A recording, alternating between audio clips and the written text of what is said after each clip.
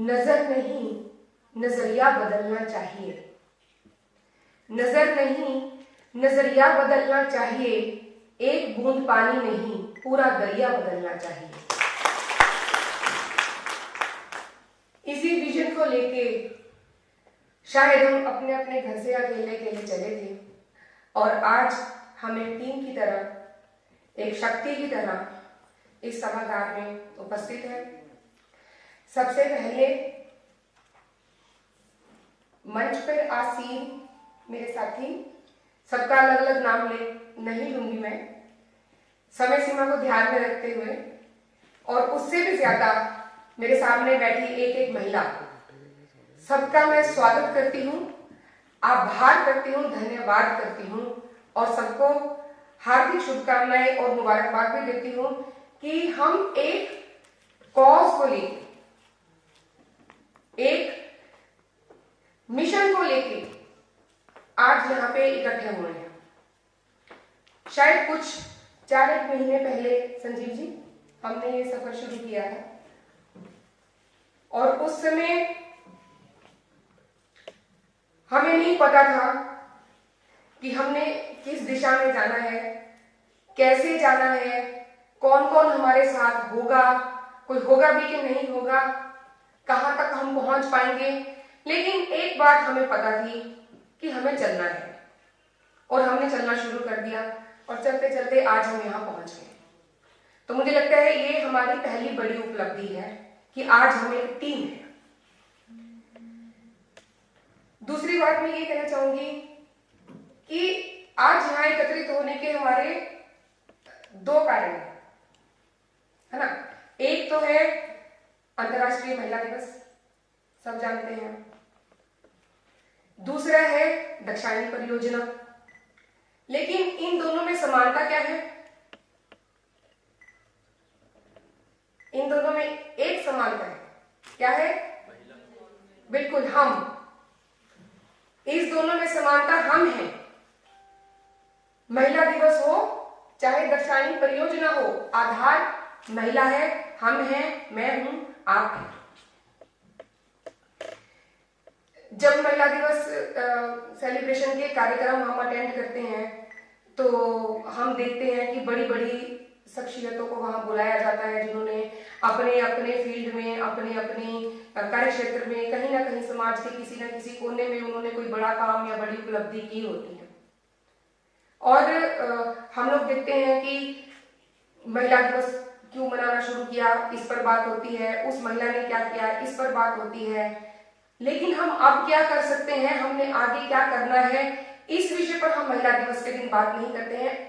ये बात आज के कार्यक्रम की एक इंपॉर्टेंट बात है कि आज हम इस विषय पर बात करने वाले हैं कि हमें क्या करना है, हमें कैसे आगे बढ़ना है, कैसे हमें हमारे जैसी और महिलाएं अपने साथ इकट्ठी करके इस पूरे समाज को एक सशक्त, सुदृढ़ और समृद्ध समाज बनाने में अपना योगदान, अपनी भागीदारी जो है वो देंगे।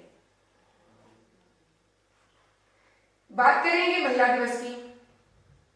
शायद बहुत सारे लोगों को बच्चों से जब मैं बात करती हूँ महिला दिवस क्यों मनाया जाता है, तो उनको लगता है कि जैसे हर किसी बड़ी हस्ती के जन्म दिवस पर कोई ना कोई कार्यक्रम रखा जाता है, तो इस तरह से किसी ना किसी महिला का जन्मदिन होगा शायद ये कि महिला दिवस मनाया जाता है। लेकिन ये महिला दिवस मनाना क्यों शुरू किया गया? समाज में महिला की भागीदारी, उसका हिस्सा, समाज को आगे बढ़ाने में, उसको वोट देने का अधिकार सबसे पहली बार जब रूस ने दिया वर्ल्ड वॉर के बाद, क्योंकि उनको ये एहसास हुआ कि ये जो 50% जनसंख्या है हमारे पूरी दुनिया की, अगर इनको भी बराबर का हिस्सा मिले तो देखिए भाई साहब, उसके बाद कोई वर्ल्ड वॉर नहीं है। अगर हम ध्यान से सोचें इस बात को, जब से महिला को वोट डालने का अधिकार मिलना शुरू हुआ, हर देश में शुरू हुआ, उसके बाद वर्ल्ड वॉर नहीं हुई आज तक। उसके पहले 2 वर्ल्ड वॉर हो गई थी। तो इतना बड़ा परिवर्तन महिला लेकर आई, क्यों? क्योंकि वो एक सोच के साथ चलती है, वो एक दिशा में चलती है, वो एक दृढ़ संकल्प के साथ चलती है समाज को उन्नति की ओर लेके जाने में। हमेशा वो रास्ता दिखाती है, चाहे वो घर में खड़ी है, चाहे वो समाज में खड़ी है, चाहे वो स्कूल कॉलेज में खड़ी अध्यापिका है, चाहे वो हमारे देश की प्रधानमंत्री हो, चाहे वो किरण बेदी जैसे अफसर हो, या वो कल्पना चावला जैसी अंतरिक्ष यात्री हो, कोई भी हो। तो जब महिला घर से निकलती है तो वो इसी उद्देश्य से निकलती है कि मैं नहीं, समाज मेरे साथ आगे बढ़ेगा। तो यही फर्क है कि जब हम काम करने निकलते हैं तो उस काम में हम अपनी आत्मा लगाते हैं। मैं हमेशा कहती हूँ कि महिलाएं जब भी काम करने निकलती हैं तो वो उसमें अपनी आत्मा लगा के उस काम को करती हैं, क्योंकि वो खुशी खुशी करती है, क्योंकि ये उनका सपना होता है जो पूरा हो रहा होता है, जो वो सदियों से देख रही थी कि कैसे हम भी समाज को आगे बढ़ाने में अपना हिस्सा दें, अपना योगदान दें। जब हम शास्त्र पढ़ते हैं या हम अपनी हिस्ट्री पढ़ते हैं, इतिहास पढ़ते हैं, तो जो प्राचीन काल का इतिहास अगर हम उठाकर देखते हैं तो उसमें महिला की जो जगह थी समाज में, जो स्पेस थी उसकी, जो उसकी वैल्यू थी, जो उसकी पोजीशन थी, वो बिल्कुल अलग थी। हम देखते हैं मूर्तियां, मंदिरों में चले जाएं,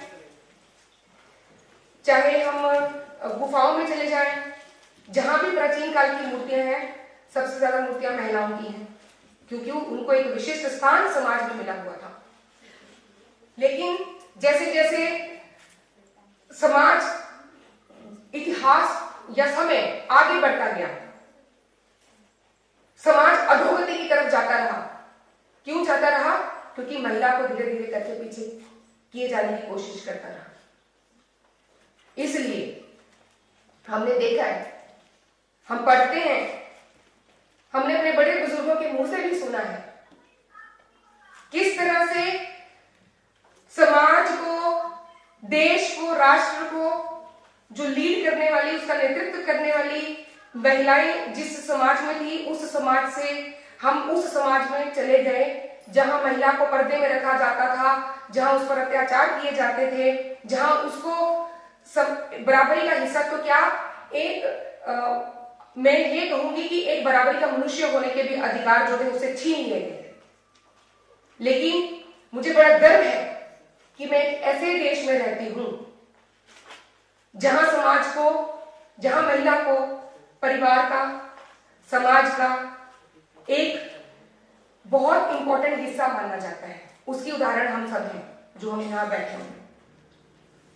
मुझे बड़ा गर्व होता है इस बात पर कि मैं भारतवर्ष की निवासी हूं जहां महिला को देवी की तरह पूजा जाता है। मैं पंजाब से हूं, हमारी गुरबाणी में लिखा हुआ है, गुरु नानक देव जी ने भी कहा, सो क्यों मंदा आखिए जित जमे राजा, कि जो राजाओं को जन्म देती है, जो समाज को आगे लेके जाती है, उसके लिए हम क्यों बुरे शब्दों का इस्तेमाल करें, क्यों उसको बुरा कहें। लेकिन जब हम अपनी संस्कृति को और देशों की संस्कृति के साथ में अगर हम कंपैरिजन करके उसको स्टडी करते हैं तो हमें समझ आती है कि किस तरह से हमारे समाज की सोच महिला के प्रति थी और किस तरह से दूसरे संस्कृतियों की सोच ने उसको बदला, उसको प्रभावित किया, उसको तोड़ मरोड़ कर एक अलग रूप दे दिया। लेकिन हम बड़े भाग्यशाली हैं कि हमने वापस बागडोर अपने हाथ में ले ली है, हमने कमर कस ली है कि हम वापस उसी समाज का निर्माण करेंगे जहां महिला और पुरुष की बराबर भागीदारी रहती है समाज को अग्रसर करने के लिए, समाज को आगे लेके जाने के लिए।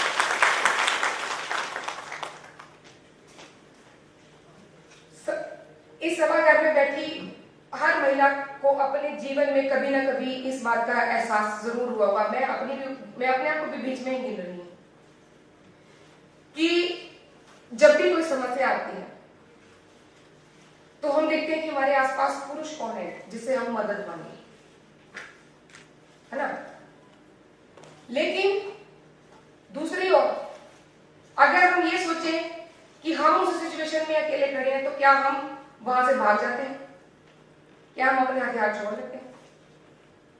क्या हम लड़ाई नहीं जीत सकते? मुझे लगता है उस वक्त वो महिला और भी ज्यादा सशक्त, और भी ज्यादा पावरफुल और भी ज्यादा वो जो है अपने अंदर से ताकत महसूस करती है, जब उसको पता होता है कि मेरी लड़ाई मैंने खुद लड़नी है।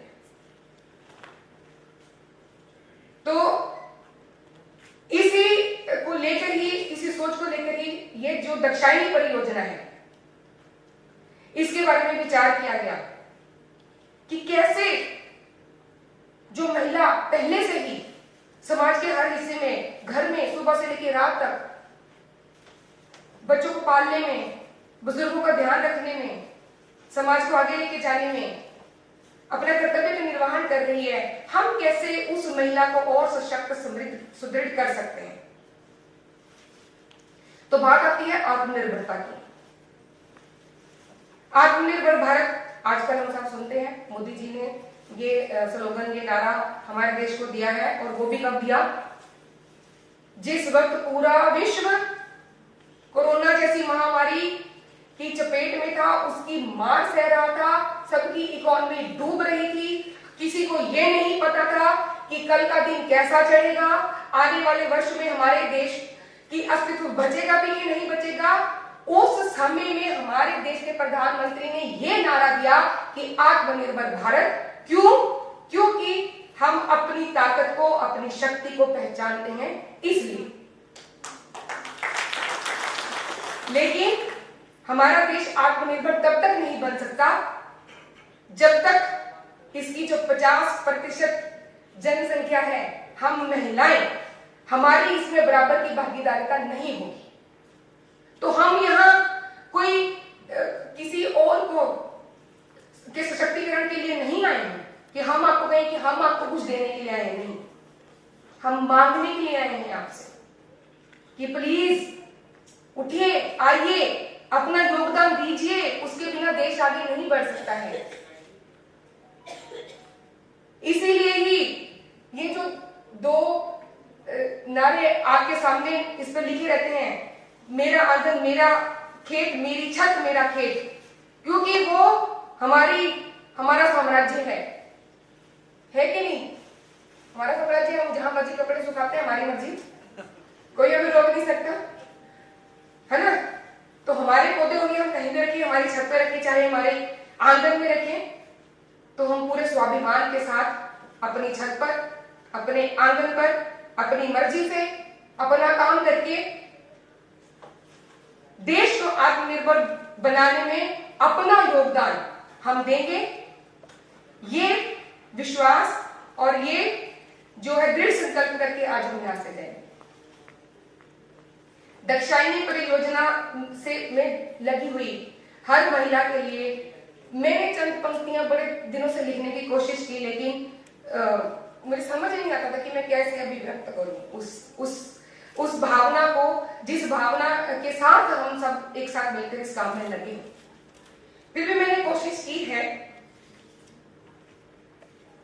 कि जब भी जीवन चक्र ने तुझसे करी पुकार, जब भी जीवन चक्र ने तुझसे करी गुहार, सृष्टि को संभालने तू हो गई तैयार। पापी दुष्टों का किया कभी दुर्गा बन संहार, कभी समर्पित हो किया मीरा जैसा प्यार। मांगा जो बलिदान देश ने, मांगा जो बलिदान देश ने, बन गई रानी झांसी, घर से सरहद कर दिया कर्तव्य का निर्वाह। पीटी उषा थी कभी, कभी हो हिमा दास के बारे में तो हमने अभी सुना है ना सबने, एक बार उनके लिए कि पीटी उषा थी कभी हो हिमा दास, और सेवा करने जो चली बनी टेरेसा खास। तो अब हमारे लिए है, यही चैलेंज हमारे सामने भी है कि उन लोगों ने तो अपने कर्तव्य का निर्वाह किया, हमें क्या करना है। और अब परिवर्तन के दौर में तू भी हो तैयार,